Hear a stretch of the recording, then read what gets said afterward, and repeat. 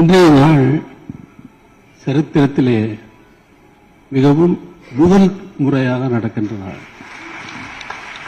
சரித்திரத்தில் என்று சொல்லும்போது தமிழ்நாட்டில் இல்ல, வேற இன்னொரு வட இந்தியாவில் மட்டும் இல்ல, இந்தியா முழுக்க, உலகம் முழுக்க முதல் முறையாக வரலாற்றிலே முதல் முறையாக ஒரே ஒரு நிகழ்ச்சி நடக்குதுன்னா இந்த இன்றைய நாள்.